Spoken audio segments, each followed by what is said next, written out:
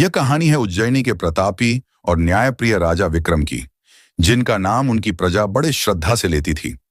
राजा विक्रम साहसी, धर्मनिष्ठ और सत्य के मार्ग पर अडिग रहने वाले शासक थे। उनकी कीर्ति दूर दूर तक फैली थी, लेकिन जहां धर्म का तेज होता है, वहां अधर्म की आंखें भी जलती हैं। एक समय की बात है, उज्जैनी दरबार में वर्षों पूर्व एक भ्रष्ट मंत्री था। नाम था चंडक। एक बार उसके धोखेबाजी के कारण हजारों लोगों का नुकसान हुआ। राजा विक्रम ने उसे कारागार में डाल दिया था। अपमान और घृणा में जलते हुए चंडक ने तांत्रिक विद्या सीखने का प्रण लिया। जंगलों में वर्षों तक भटकता रहा, भूत प्रेतों और मायावी विद्या में पारंगत होता गया। अब उसका एक ही उद्देश्य था, राजा विक्रम से बदला और उज्जैनी की गद्दी पाना। वर्षों बाद एक दिन उज्जैनी दरबार में एक ज्योतिषी के वेश में एक व्यक्ति आया। उसके मुख पर गहरा तेज था, पर मन में अंधकार और द्वेष। राजा विक्रम ने उसे सम्मानपूर्वक आसन दिया और पूछा, ब्राह्मण देव, किस उद्देश्य से पधारे हैं? ज्योतिषी ने कहा, महाराज, आपने एक बार कहा था कि यदि कोई विद्वान आपके पास सत्य की कसौटी लेकर आए तो आप स्वयं को उसकी परख में प्रस्तुत करेंगे।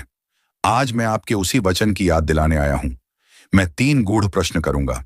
यदि उत्तर सही निकले तो मैं चला जाऊंगा, लेकिन यदि आप चूक गए तो आपको अपना सिंहासन मुझे सौंपना होगा।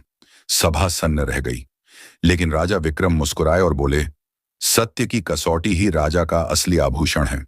पूछिए। एक बार एक गांव में एक साधु रुकते हैं। गांव की महिला उन्हें दूध भात बनाकर देती है। साधु उसे एक वृक्ष के नीचे रखकर नहाने चले जाते हैं। तभी एक गिरगिट पेड़ से गिरता है और दूध में झट टपक जाता है। साधु आते हैं, प्रसाद समझकर खाते हैं और मर जाते हैं। ग्रामीणों को भ्रम होता है कि स्त्री ने विष दिया। उसे गांव से निकाल दिया जाता है। राजा बोले, न गिरगिट दोषी है, वह तो अपनी प्रकृति से गिरा। न महिला, उसने प्रेम से भोजन दिया। दोष उन लोगों का है जो बिना जांच के महिला को दोषी मान बैठे। अब ज्योतिषी ने दूसरा सवाल पूछा। 3 विद्वान एक रहस्यमय पुस्तक को पढ़ते हैं जिसमें जीवन और मृत्यु के सूत्र हैं। पहला व्यक्ति उस पुस्तक को देखकर ही जान जाता है कि यह काल विद्या है। दूसरा उसके शब्दों का अर्थ निकाल लेता है। तीसरा व्यक्ति पुस्तक को छूते ही उसकी ऊर्जा से अचेत हो जाता है। तीनों में सबसे विवेकशील कौन? राजा बोले, जो पहले ही देखकर खतरे को पहचान ले वही सबसे विवेकशील है। शेष 2 ने देर से पहचाना, पहला सबसे बुद्धिमान है। ज्योतिषी ने कहा, तीसरा और आखिरी सवाल। एक बार एक युद्ध हुआ जिसमें एक राज्य जीत गया। राजा ने कहा, मेरी वीरता से विजय हुई। सेनापति बोला, मेरी योजना से युद्ध जीते। भृत्य बोला, यदि मैं समय पर हथियार न पहुंचाता तो युद्ध शुरू ही ना होता। सबसे बड़ा योगदान किसका? राजा बोले, युद्ध में हर किसी की भूमिका महत्वपूर्ण होती है, पर जो सबसे अनदेखे ढंग से बिना मान की चाह के अपना कार्य करता है वही सच्चा नायक होता है। इसलिए भृत्य की भूमिका सर्वोपरि थी। ज्योतिषी अवाक रह गया। उसके माया से बुने प्रश्नों के उत्तर राजा विक्रम ने सत्य और न्याय से ही नहीं, प्रेम और विवेक से दिए थे। तभी सभा में एक साधु प्रकट हुए।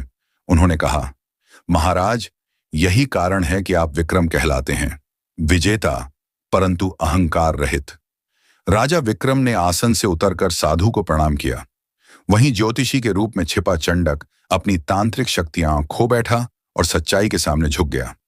जो सत्य पर अडिग रहता है उसकी परीक्षा कठिन अवश्य होती है, पर अंत में विजय उसी की होती है। बुद्धि, धैर्य और विवेक से ही अधर्म पर धर्म की जीत होती है।